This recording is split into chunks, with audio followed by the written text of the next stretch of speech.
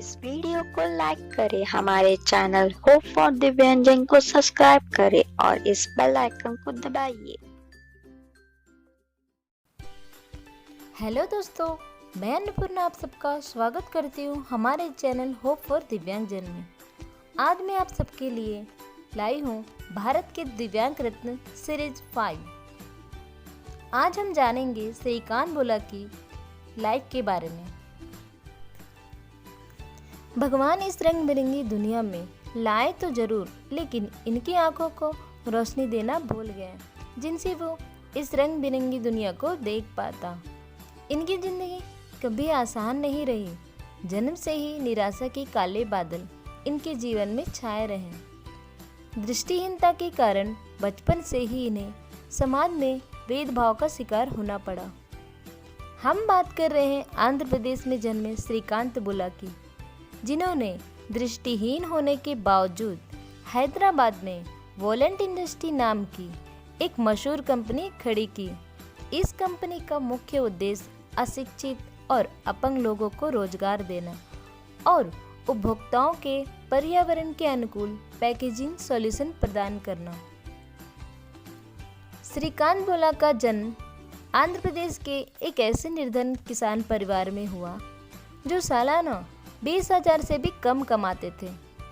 श्रीकांत के जन्म होते ही लोगों ने उनके माता पिता को सलाह दी थी कि यह बिना आंखों का बेकार बच्चा है, जो आगे चलकर बुढ़ापे में उल्टा आपका ही बोझ बन जाएगा। परिवार की स्थिति इतनी गरीब थी कि यह तक नहीं मालूम कि शाम का खाना भी नसीब होगा या नहीं। जब श्रीकांत बड़े होने लगे तो उनको उनके किसान पिता अपने साथ खेत में हाथ बांटने के लिए ले जाने लगे, लेकिन दृष्टिहीनता के कारण वह कोई भी काम ठीक से नहीं कर पाते थे। कुछ दिन बाद उनके पिता ने सोचा शायद श्रीकांत पढ़ाई में अच्छा करेगा, इसलिए उन्होंने श्रीकांत का एडमिशन गांव के स्कूल में करा दिया, जो उनके घर से लगभग 5 किलोमीटर दूर था। अब श्रीकांत रोज स्कूल जाने लगे। उनका स्कूल का सफ़र लकड़ी और दूसरे बच्चे के साथ पैदल ही करना पड़ता था। श्रीकांत ने बताया, स्कूल में कोई भी मेरी मौजूदगी को स्वीकार नहीं करता था। मुझे हमेशा क्लास के लास्ट बेंच पर बिठाया जाता था। मुझे पीटी क्लास में भी शामिल होना मना था। मेरे जीवन में यह ऐसा पल था जब मैं यह सोचता रहता था कि दुनिया का सबसे लाचार और गरीब बच्चा मैं ही हूँ, जो खुद कुछ भी नहीं कर सकता। इसलिए नहीं कि मैं पैसे से गरीब था, बल्कि इसलिए कि मैं बहुत अकेला था और कोई भी मुझसे दोस्ती नहीं करना चाहता था। कुछ दिनों बाद उनके पिता को लगने लगा कि उनका बच्चा इस स्कूल में कुछ भी सीख नहीं पा रहा है, तो उन्होंने श्रीकांत का एडमिशन हैदराबाद के दिव्यांग स्कूल में करा दिया। श्रीकांत बोला इस स्पेशल स्कूल में कुछ ही महीने के अंदर बेहतर परफॉर्मेंस देने लगे। यहाँ रहते हुए उन्होंने चेस और क्रिकेट खेलना शुरू किया। यह ही नहीं, उन्होंने नेशनल क्रिकेट तक भी खेला। स्कूल में क्लास में वो फर्स्ट प्लेस पर आने लगे। उनके सर्वश्रेष्ठ प्रदर्शन के लिए भारत के पूर्व राष्ट्रपति APJ अब्दुल कलाम के साथ लीड इंडिया प्रोजेक्ट में काम करने का अवसर भी प्राप्त हुआ। स्कूल में अच्छी परफॉर्मेंस देने के बावजूद भी 11वीं क्लास में उन्हें साइंस सब्जेक्ट लेने नहीं दिया गया। श्रीकांत ने 10वीं क्लास की परीक्षा आंध्र प्रदेश स्टेट बोर्ड से 90% अंकों के साथ पास की थी, लेकिन फिर भी बोर्ड का कहना यह था कि 11वीं क्लास में दृष्टिहीन बच्चे साइंस सब्जेक्ट नहीं चुन सकते। तब श्रीकांत ने मन ही मन सोचा, सिर्फ इसलिए कि मैं जन्म से अंधा हूँ? नहीं, मुझे लोगों को देखने के नज़रिए ने दृष्टिहीन बनाया। बोर्ड के द्वारा साइंस सब्जेक्ट को चुनने की स्वीकृति नहीं देने के बाद उन्होंने निश्चय किया कि वो इसका विरोध करेंगे। उन्होंने पूरे 6 महीने तक इसके लिए सरकार के खिलाफ प्रदर्शन किए और अकेले ही इसके खिलाफ लड़ते रहे। अंत में सरकार ने निर्देश जारी कर दी। 11वीं कक्षा में साइंस सब्जेक्ट लेकर पढ़ने की अनुमति दे दी। इसके बाद क्या था? श्रीकांत ने दिन रात एक करके अपने कठिन परिश्रम के बल पर 12वीं क्लास में 98% अंकों के साथ परीक्षा पास करके पूरे भारत को आश्चर्यचकित कर दिया। यह मशहूर मुहावरा इस बात पर सटीक बैठता है कि सपने उनके पूरे होते हैं जिनके सपनों में जान होती है। पंखों से कुछ नहीं होता दोस्त, हौसले से उड़ान होती है। जिंदगी भी कभी कभी मजाकी ढंग से रुकावटों का नकल उतारने लगती है, खासकर उन लोगों के साथ जिनका एक बड़ा उद्देश्य होता है। श्रीकांत के साथ भी कुछ ऐसे ही हुआ। 12वीं कक्षा के बाद उन्होंने देश के सभी प्रतिष्ठित ITI इंजीनियरिंग क्लास में एडमिशन के लिए अप्लाई किया,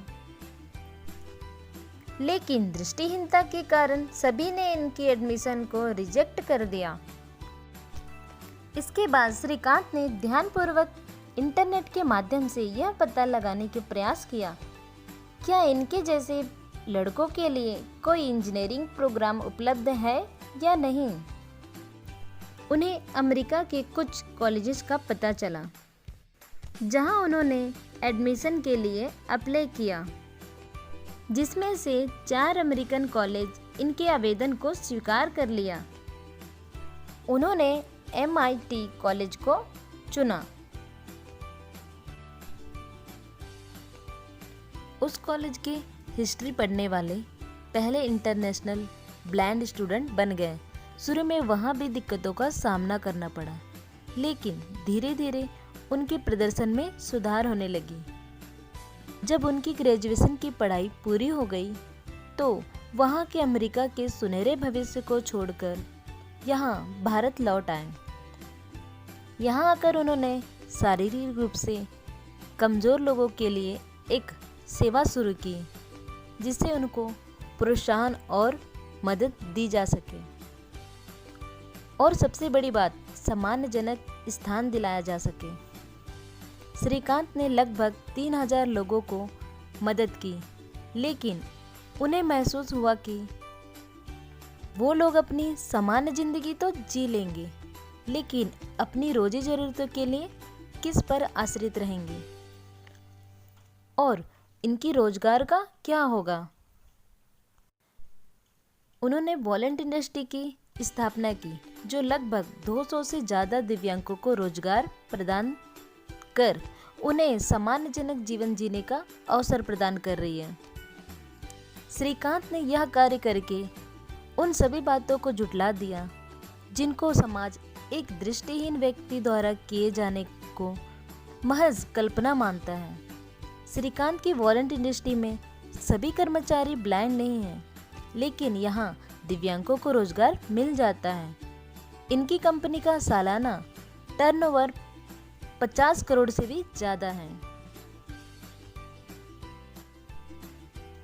दोस्तों, आपने रतन टाटा जी का नाम तो सुना ही होगा। रतन टाटा जी अपने रेवेन्यू के मोर देन 66% डोनेशन देते हैं। श्रीकांत की पढ़ाई की और वॉलंट इंडस्ट्री की भी रतन टाटा जी ही डोनेशन देते हैं। आज वॉलंट इंडस्ट्री की 4 यूनिट्स हैं। हुगली कर्नाटक, निजामाबाद तेलंगाना, हैदराबाद तेलंगाना, चौथा चेन्नई से 55 किलोमीटर दूर स्थापित है, जो पूरी तरह सौर ऊर्जा से चलती है। हर इंसान को जीवन में विपरीत परिस्थितियों का सामना करना पड़ता है, लेकिन श्रीकांत जैसे काबिल व्यक्ति को समाज से जो तिरस्कार मिला, उनसे वो टूटे नहीं, बल्कि अपने जैसे लोगों को सम्मानपूर्वक जीने का रास्ता दिए। दोस्तों, ये थी श्रीकांत बोला की कहानी। आपको यह वीडियो कैसा लगा कमेंट्स करके बताएं और वीडियो को लाइक और शेयर करना ना भूलें। धन्यवाद। आपका दिन शुभ हो।